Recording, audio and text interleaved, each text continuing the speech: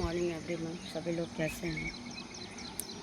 सुबह तो सभी को अच्छी लगती है और सुबह का मौसम भी बहुत अच्छा लगता है। आज थोड़ा सा कुछ स्वास्थ्य ठीक नहीं है। कल एक मेरे साथ में एक हादसा होने वाला था, इसको सोच सोच के मैं काफ़ी परेशान हो गई।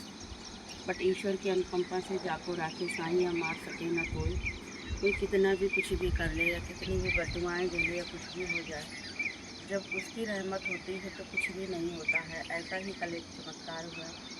खैर मैं बताऊंगी नहीं कि क्या कैसा है, लेकिन हाँ, घटना तो घटित ही होती रहती है।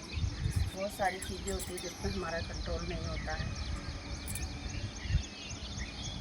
मॉर्निंग का टाइम है, देख रहे हैं कि चिड़ियाँ कैसे कितनी मधुर स्वर में कलरव कर रही है और बहुत ही मन को आकर्षित कर रही है, मन को, हृदय को शांति मिल रही है।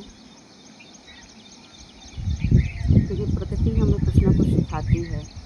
कितना भी कल देखिए कितना बारिश हुआ, बहुत ज़्यादा बारिश हुआ और कई पेड़ पौधे जो है अपनी जगह से गिर भी गए। उसके बावजूद भी प्रकृति हंसती मुस्कुराती हुई फिर से नवीन उत्साह भरे हुए, वही सुबह वही कहानी, नया जोश नया प्राणी, उसी तरीके का संकेत देती हुई है कि विपत्तियाँ जो है कितनी भी आए, आपको हंसना और मुस्कुराना नहीं छोड़ना है। क्योंकि जीवन का यही है, जीवन चक्र इसी का ही नाम है, कभी सुख कभी दुख।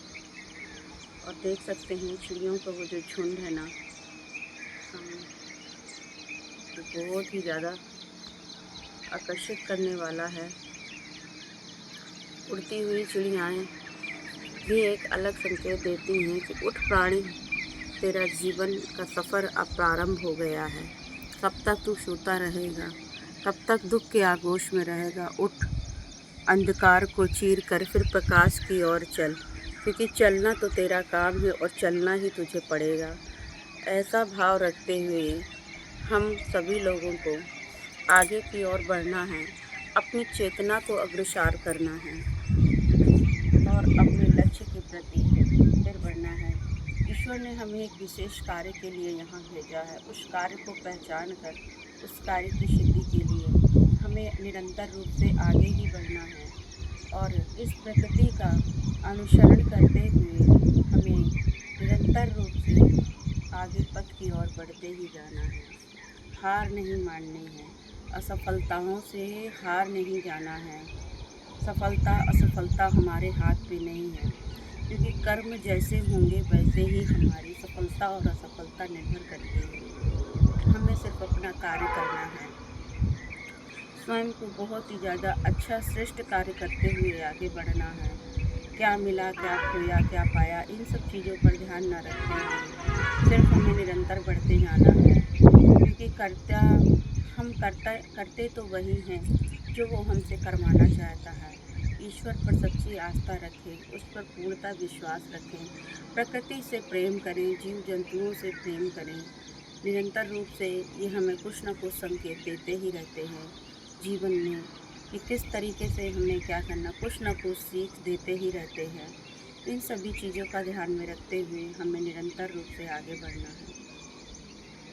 आप देख सकते हैं कितना सुंदर सा माहौल बन रहा है। सुबह की लालना, सूरज की किरणें। हालांकि आज जो है सूरज निकलेंगे नहीं निकलेंगे नहीं बता सकती। आसमान में गहरे काले बादल छाए हुए हैं।